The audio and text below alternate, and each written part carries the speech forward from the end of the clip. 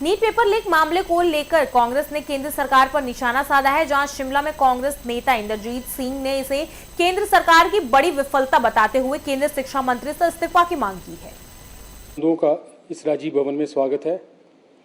आज इस जो वार्ता का जो मेन उद्देश्य है वो राजनीतिक उद्देश्य नहीं है, बल्कि हम उन लाखों बच्चों के साथ, उन छात्रों के साथ खड़े हैं जिनके साथ परीक्षा के नाम पे अन्याय हुआ है।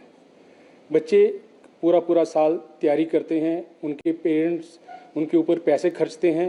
लगभग एक बच्चे को इस नीट की या जेईई के एग्ज़ाम तैयार करने के लिए कोचिंग सेंटर का सहारा लेना पड़ता है और 3 से 4 लाख रुपए पर बच्चा खर्चा आता है। तो पेरेंट्स कहीं ना कहीं से, चाहे वो कर्ज लेके किसी भी तरह से अपने बच्चे को परीक्षा में के लिए लेके जाते हैं। और जब दुर्भाग्यपूर्ण ये है कि जब बच्चों को ये पता लगता है कि जिस एग्ज़ाम की वो काफ़ी समय से तैयारी कर रहे हैं, पिछले 1 वर्ष से वो लोगों से आइसोलेटेड हुए हैं, अपने परिवार के कोई फंक्शन अटेंड नहीं कर रहे हैं, रात दिन उस एग्ज़ाम की तैयारी कर रहे हैं और उनके पेरेंट्स उस पर पैसे खर्च रहे हैं। ये सब कुछ होने के बाद जब वो परीक्षा देने जाते हैं तो उनको पता लगता है कि पेपर ऑलरेडी लीक हो चुका है। आज शिमला कांग्रेस कमेटी और हिमाचल कांग्रेस कमेटी और जहाँ भी हमारे राष्ट्रीय लीडर राहुल गांधी जी सब उन बच्चों के साथ, उन छात्रों के साथ खड़े हैं जिनके साथ अन्याय हुआ है।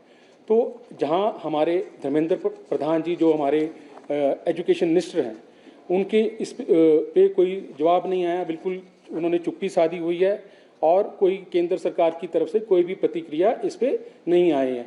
जबकि 14 बच्चे हमारे जो हैं इस पे सुसाइड कर चुके हैं और लगभग जब बच्चे तैयारी करते हैं, 22 लाख बच्चे इसकी तैयारी करते हैं, तो 1 करोड़ 32 लाख रुपए 1 करोड़ 32 लाख उन पे करोड़ खर्च आता है, 132 करोड़ रुपए खर्च आता है। लेकिन आपको आश्चर्य होगा कि केंद्र सरकार का जो एजुकेशन बजट है वो इससे भी कम है। पिछले 10 वर्षों में 80 से ऊपर पेपर जो हैं वो लीक हो चुके हैं।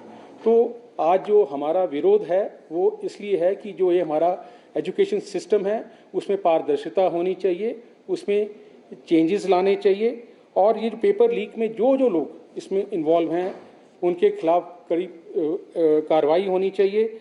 और उसके बाद जब ये सब कुछ होने के बाद जब दोबारा बच्चों पे एहसान करके ये बोला गया कि हम दोबारा एग्ज़ाम करवाएंगे, तो एक नागपुर के छात्र को जो सेंटर मिलता है वो अबू धाबी का मिल जाता है। तो आप इससे पता लगता है कि केंद्र सरकार कितनी की सीरियस है हमारे युवाओं को, हमारे बच्चों के भविष्य को लेकर। और एक उड़ीसा के छात्रा को देहरादून का वो मिल जाता है। और एक पिछले दिनों हमने देखा, आकांक्षा नाम की बेटिया ने अपने पेरेंट्स के लिए जो सुसाइड नोट लिखा है, आज सुबह ही मैंने पढ़ा और पढ़ के मैं भी उसको भावुक हो गया कि हम सबके घर में बच्चे हैं। आप मीडिया के साथी मेरे यहाँ बैठे हैं, आज दिल से मैं ये कहना चाह रहा हूँ कि हम किसी राजनीति के उद्देश्य से नहीं आए, हम किसी यहाँ पे भारतीय जनता पार्टी, हम इस सिस्टम के खिलाफ, जो ये सिस्टम हो रहा है उसके खिलाफ बोल रहे हैं, जो भ्रष्ट सिस्टम है और लोग इन्वॉल्व हैं। अब इसमें ये कह रहे हैं कि हमने वायुसेना का सहयोग लिया, सब कुछ किया, लेकिन जो सिस्टम है आज बहुत कुछ है। अगर आपने पेपर लीक होना है वो व्हाट्सएप के माध्यम से लीक हो सकता है, ईमेल से लीक हो सकता है। इनको अपने जो भ्रष्ट लोग हैं उनको बाहर निकालना होगा, अन्यथा बच्चे हमारे इसी तरह जो है ये सुसाइड करते रहेंगे और हम